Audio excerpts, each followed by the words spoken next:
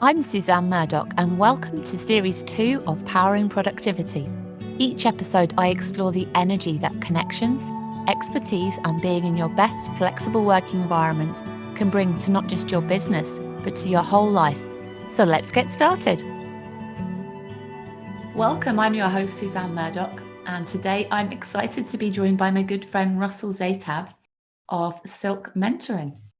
Russell is an educator and trainer in growth and relations and has vast experience in working with a diverse range of clients around the globe. Now, between you and me, Russell is one of the most knowledgeable people that I know. Stop laughing. Knowledgeable people that I know when it comes to really helping us identify with our skills and our values and our relationships, both in business and our personal lives. And she can really help us identify, how we can use those strengths as long-term goals. She's one of those people that has the knack of enabling you to peel back those layers and dig really deep without you even realizing that you're doing it. She's an infectious, energetic, and compassionate outlook on life. And I've seen firsthand how this really helps people open up and realize their capabilities and full potential. Russell, I can't wait to talk about your conceptual framework, the Silk Mentoring Empowerment Program, and all the different elements that ebb and flow through this. Yeah. I love talking about the toolkit that really hones in on the nobility aspect. And in particular, I'd like to try and explore how this can really help us sustain our energy and our creativity. So welcome. How are you? Very good, Suzanne. After that introduction, I feel like the person, whoever you introduced, I want to meet her. But joke aside, yeah, we forget the things, how we do the things we do, and the perception of individuals of it. Because on my side, what it feels like, it's just work and it's hard work. It's focused work, right? And it's collaborative and it's emotional and it's heartfelt. And yeah, so it feels like more of a friendship, like we're walking together as opposed to, you on that side and me on this side. Yeah. Right. So tell me a little bit about your story to date and how you've got to this point. How far back do you want me to go? Well, keep it succinct. Okay. I can't say that word, but yeah, you know what I mean. Yeah, succinct. Yes. All right. I've always believed in the potential of the female. I grew up in a matriarchal society. What was once a matriarchal society became patriarchal, and I saw the difference in it, right? But I grew up surrounded by very strong women. So I've always believed in the potential of the female. And I went to school and I did accountancy. However, over time, I shifted towards women's empowerment and leadership. And interestingly, a lot of my coordinators or female bosses, right, they were really that kind of female that they showed the potential. So there's nowhere for me to go but to rise, right? Or nowhere for me to strive for but to expand, because that much encouragement. So you have to expand. And I tried my best in that sense. And when I was in the University of Delaware, I did women's leadership, and we trained women in the public and the private sector to take leadership positions. And it was wonderful. My coordinator was a senator, and she was just ex-senator, and she was just what, that kind of, I can't even tell you, Suzanne, I wish you could meet her.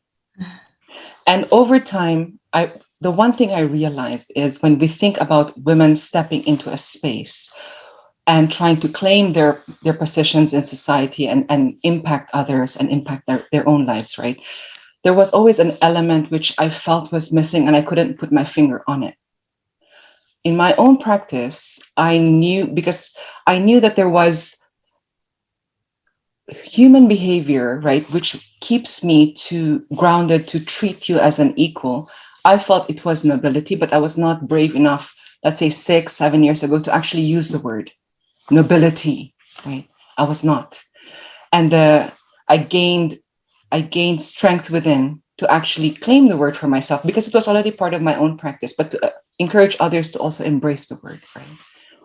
And that's how it came into the center of the conceptual framework of Silk, that we are grounded in nobility, which is, I believe, the highest human capacity. Let us strive to become the best version of ourselves so we can actually work together, so we can actually see each other as equals, so that we can, collaborate and just find sustainable solutions. So I use that. I created this conceptual framework with the help of other individuals, because I didn't divine this all by myself, right? No, other individuals helped me think through it, and we designed it. When I say we, I drew it out, but it was truly with the help of so many other minds.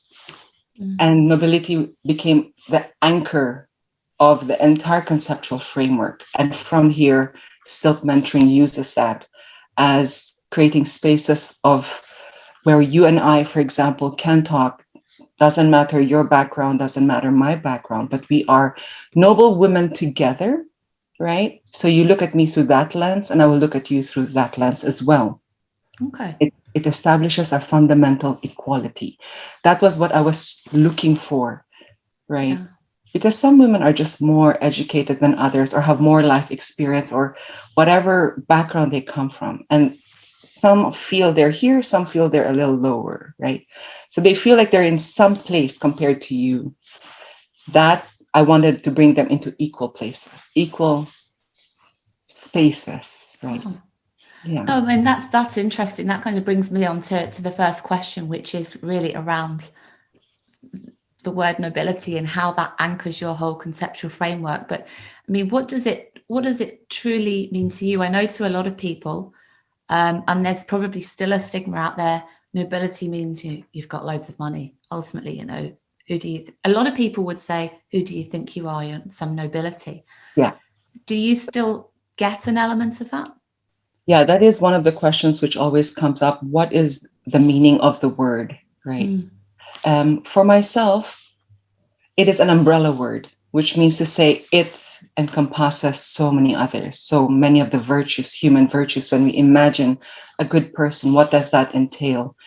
A human being who is truthful, a human being who's just, who's compassionate, empathetic.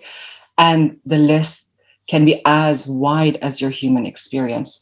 So all of these fall under, in my opinion, under the umbrella of nobility, because nobility, in my definition of it, is the highest human form.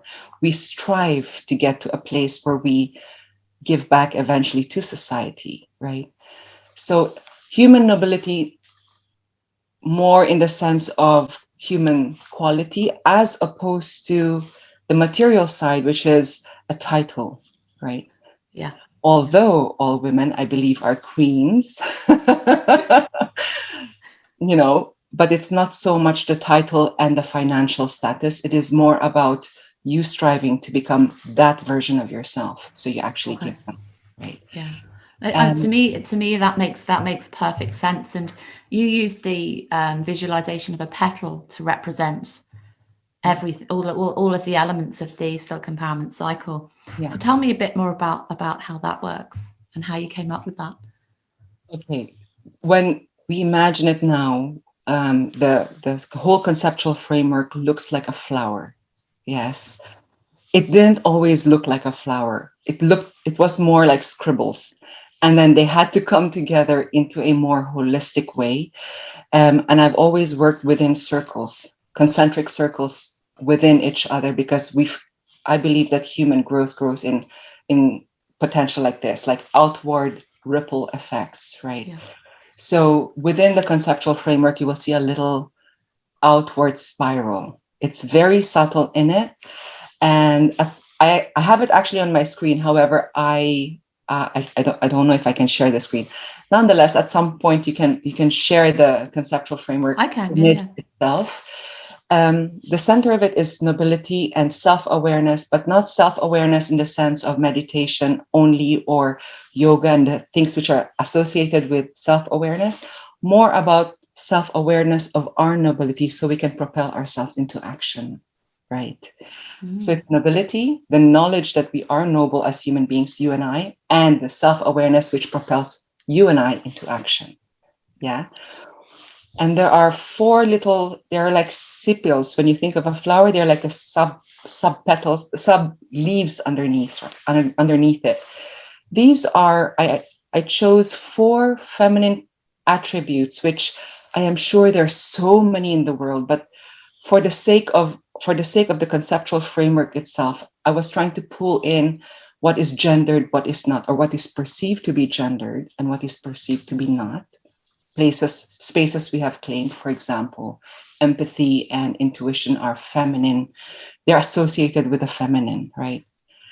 Wisdom and creativity have historically been associated with the masculine, but it's not actually true. We just didn't have the opportunity to, for example, step into the space, right? But it is qualities within women already, because I mean, if you think about it, communities are run mostly by the feminine, right? So we were using a lot, tapping into our wisdom and very creative in how we dealt with the neighbor, the children, the husband, the work, the farming. So we were very creative. We just didn't speak about it because we didn't have the podium in front of us. Oh, we weren't even aware about it. You know, Right. Russell, I look at your the framework and I look at the petal. I actually have it on my desk.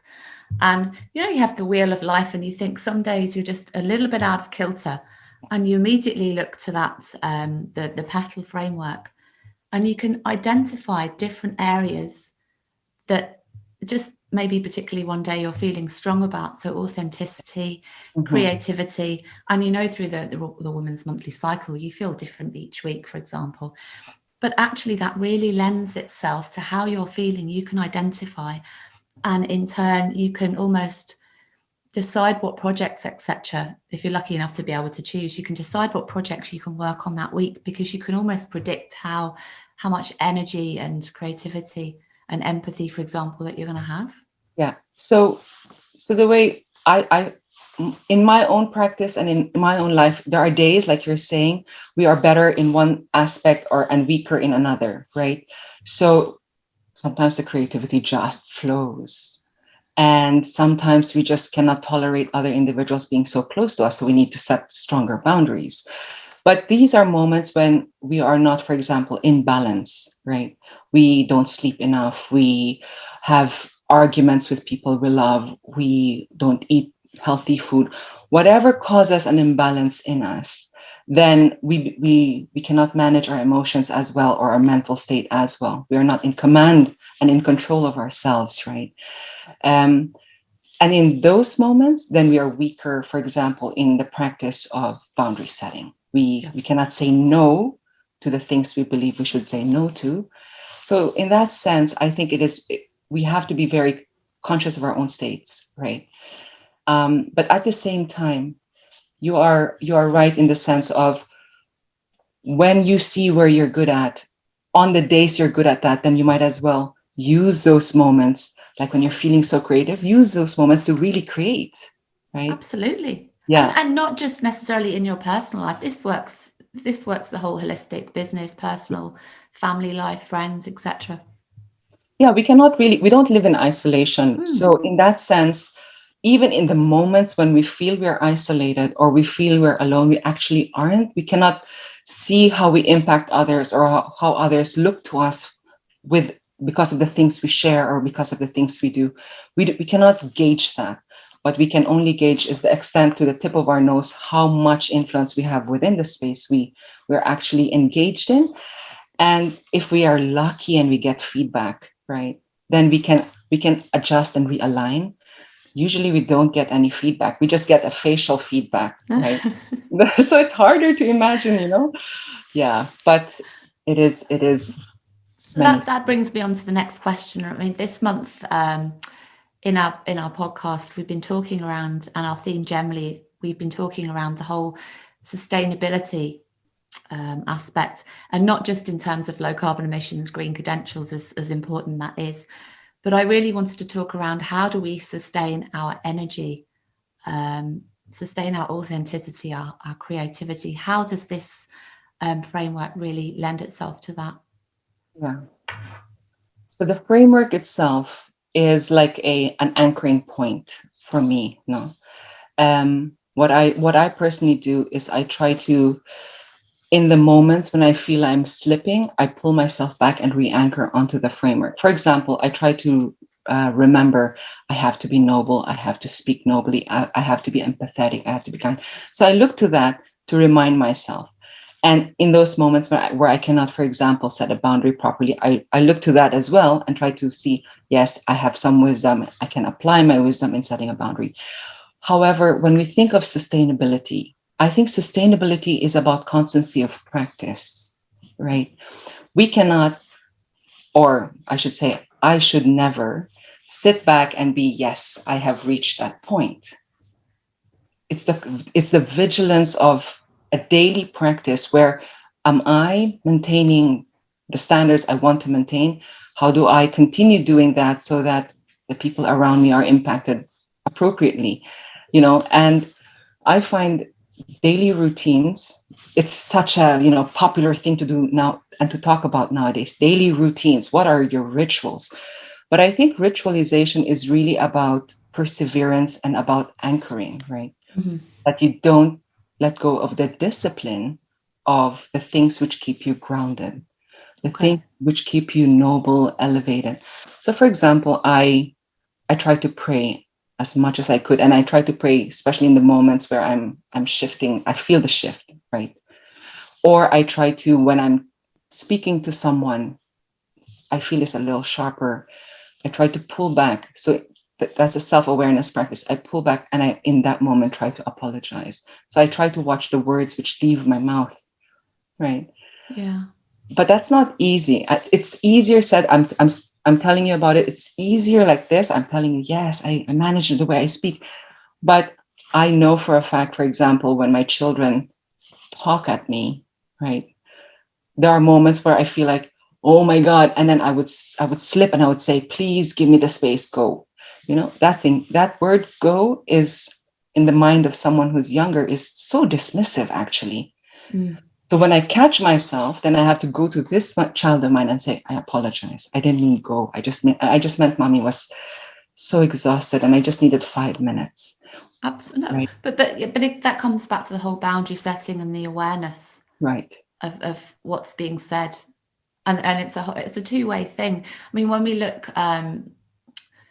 look at the different perspectives, the reflection and the consultation elements of this that you work on, to me, that's been absolutely invaluable because you're looking at different perspectives. You're standing in different people's shoes, and that brings a huge element of nourishing. You've got different. I mean, everyone's going through the same challenges in life, be it from We're different fundamentally perspectives. human, right? Yeah, exactly. I mean, different perspectives. So you've got probably the same struggles and challenges, but you can look at it from a male, female point of view, a cultural point of view, industry background. But ultimately, yeah, we're all human. So this really does feed into that side of things as well. And I know that through the program, you really work on that whole consultation and reflection side, so you Right. understand how everybody else might be aware, how it might affect them, how it Right. feeds into their personal life, their mindset, their business.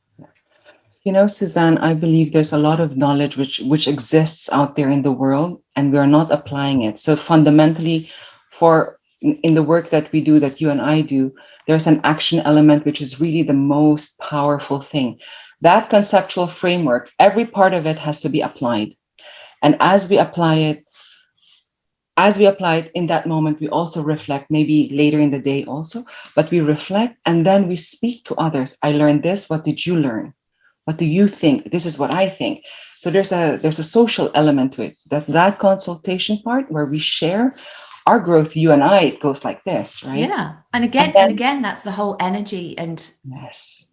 to some extent the creativity. Now, don't get me wrong, it's not always easy. You have to keep working on it. Oh It's a yeah. long-term process. It's a lifelong process. Right, So right. actually it can be draining, but Yes. ultimately it's going to fill those batteries. Yes, leave the other person. In the process of consultation, it's hunky dory when both of you are aligned in your principles, right? But when the other person is coming from a completely different social background or social understanding of the world, then you have to give the space to come together, and that is where it takes time because you have to be compassionate with them, you have to be loving towards them as they express, so that you can find okay, this is your idea, this is my idea, let us bring it together so that it kind of becomes usable idea, as opposed to, just knowledge which sits there. Yeah. But that practice really improves our social graces, as my mom would use that word, right? The reflection element. So there's action, reflection, consultation, self-study. The self-study is where we all check Google or check wherever our search engines are attached to, and then we see what is the background information out there in the world. Is this friend of mine telling me something which is bound to empirical data, or is it pulled out from the ether and just shared so fluidly? So we try to anchor into published information and knowledge, because that is just the scientific side of our process. Mm. But the consultation part is a social element. The reflection part is an individual practice to constantly be reflecting, and we go back into always testing the action over and over, right? You take the But action.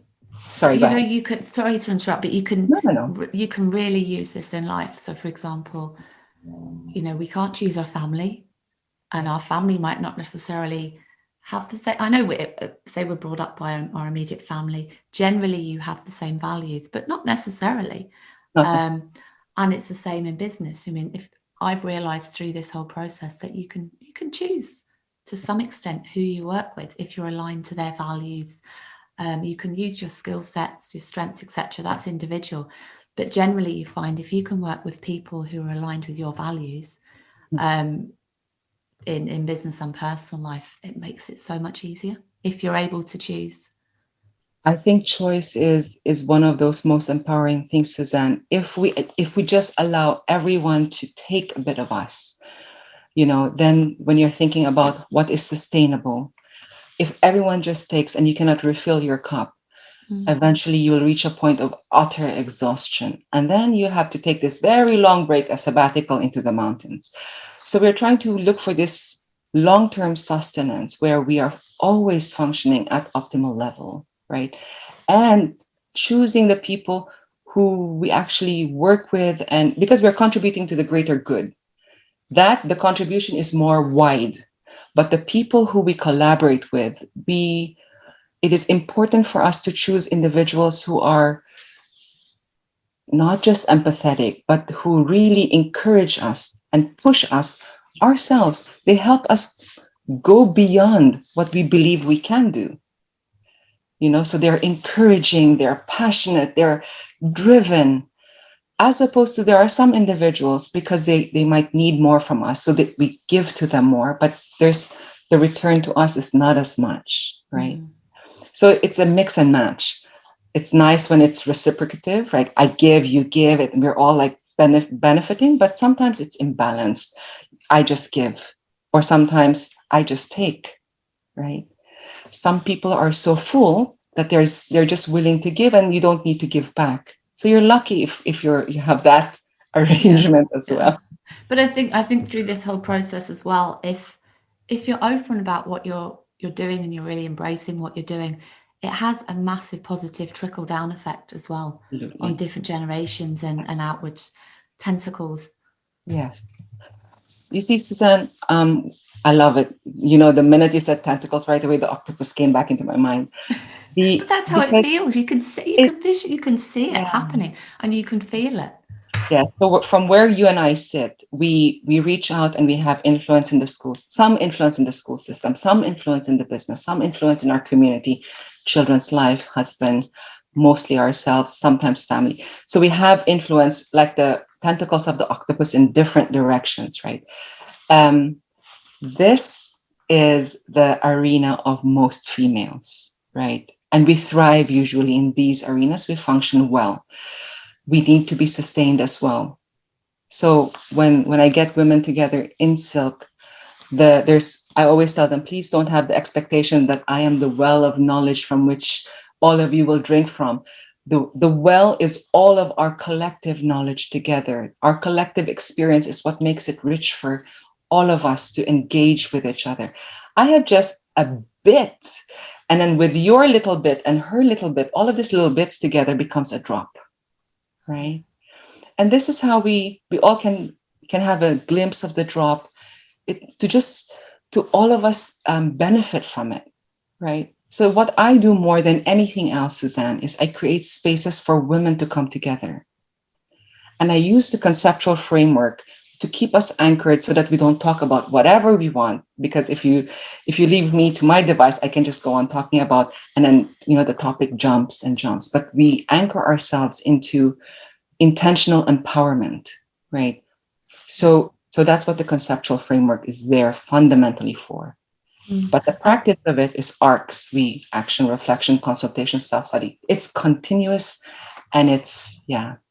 But that concept of giving people space, a particular space to talk about how they're feeling, etc. I mean, that's very much how in co-working flexible workspaces, that's why it's so important to have different environments to give you that the comfort feeling and the feeling of openness, because different days you feel comfortable in different areas and different environments, and that's so important to give your best self to being in the right environment on so a that you can certain be day. fruitful, right? Yeah. And I have never been the only place I've been, which I've been to Hub Madrid and Hub Geneva. Now I look forward to experiencing your space. From the pictures that I've seen, there's a lot of green, it's open, and there's glass, and it's lighter colors. I get the sense we step into the spaces that you provide, and we will really flourish. It will spark the creative, right? Because that's what we're also looking for. Where do we go so that we can find other solutions than the solutions we're already using, right?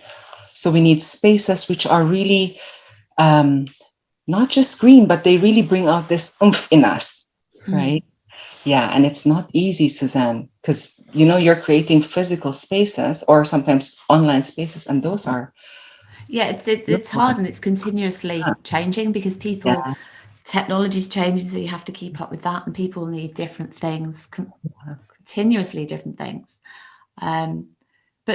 But again, that brings me back to this whole framework that you're working with. It's a lifelong process. You have to keep checking in. Things change throughout your life. Your values, I guess, can change. Your personality changes to some extent as well. Priorities change, and you have to keep checking in with yourself, with the people in your communities, etc. How do you feel about that? How do you explain that to your what do you call it, students? How do, that they have, to my co-collaborators? This isn't a 2-hour fix. So I look at every woman as a co-collaborator, whether in whatever space I come into whatever space I step into with them, we co-collaborate, right? We grow together, we learn together, we test each other together. What happens, I believe, is we grow in maturity also together. So what you and I experienced a few months ago or a year ago, which was how we were anchoring ourselves in the practice of our nobility, I believe has modified, because now we are more mature versions of ourselves. We have tested, we've pushed boundaries. You've made suggestions to me, I've made suggestions to you, and we test each other out, and then we come back and we share information through our consultations, right? So you have become a different version of who you were back then, and so have I. So my definition of nobility is also slightly more matured. It's not just more refined, it has more requirements out of me, right? Initially, the requirements I placed on myself were maybe 2 or 3. Now there are 5 or 6, and I push my limits all the time, because that's how we become better versions of ourselves, Suzanne. We hold ourselves accountable, but we help hold each other accountable too. Right? That word there. Yeah. That's so important, isn't it? Yes. Throughout life, whether it's family, friends, people at work. And we can't do it alone, Suzanne. No. Yeah, this concept that I can, morph into a butterfly by myself is flawed, right? So the only way I can do that is when all of the other butterflies around me also, they expand and they become the butterflies, because that's how humanity changes. I mean, if you think about our historical background, we become more self-aware as a race, as humanity, and our entire communities change, right? An individual being self-aware by themselves cannot change their community. We need more of us together, right? But I mean, there is hope. Everything things are a lot more transparent with social media, and everything's Yes. remote. So there's a lot more communities out there that we perhaps 2 years ago wouldn't have been aware of. You can reach people. I mean, if you think back pre-COVID, I met you maybe 2 years ago now. Yeah, yeah.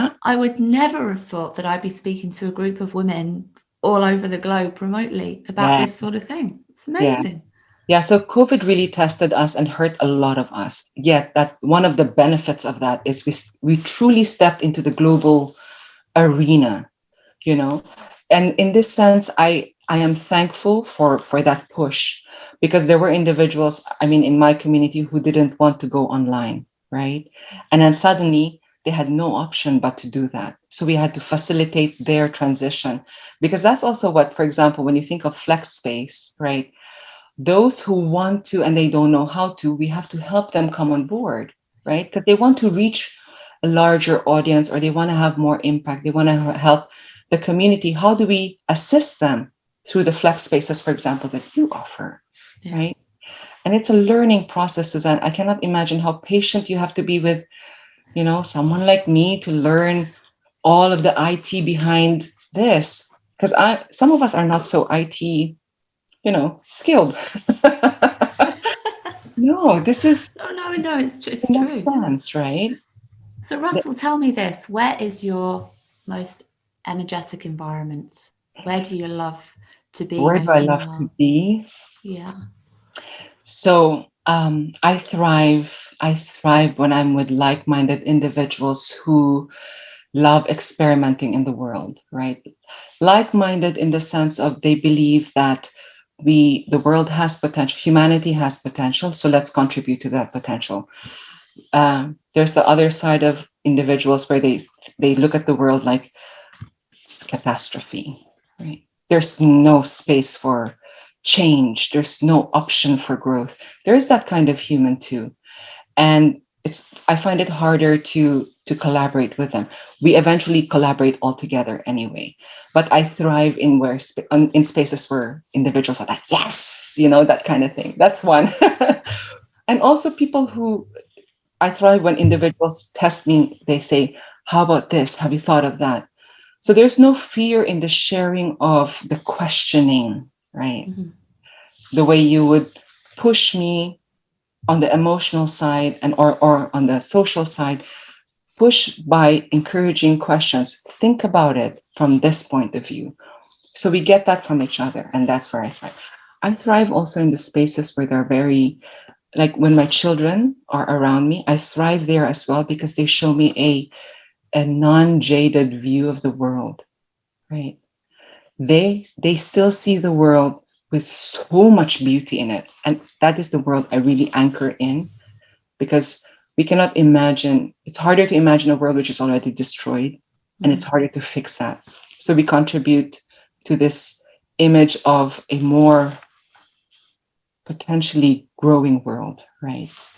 You So my know, children help me in that.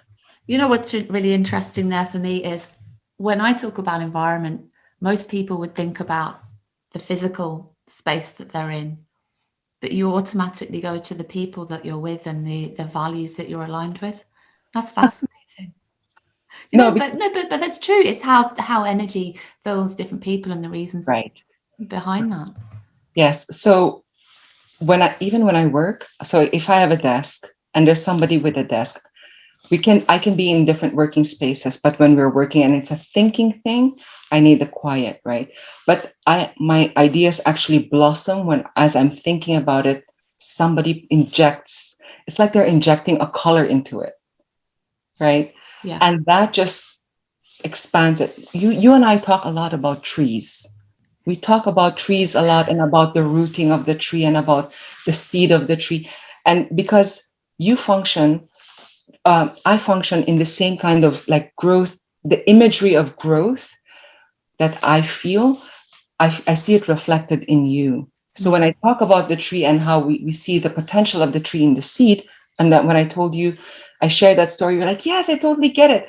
I've shared this imagery with somebody else. They're like, I don't get it, which is fine because they don't use the imagery of the tree as a sense of community and growth. They needed something else, right? So to find that other imagery, because I needed to connect with other individuals too, it was not always the way I was able to connect with you, right? In that sense. So I think we thrive as individuals in spaces where we are encouraged to expand, right? So if that's a physical space for some, then it's great for them. It has not been a physical space for me, Okay. Yeah. Well, that's fascinating. Russell, this has been brilliant. So where can people find out more about you? Okay.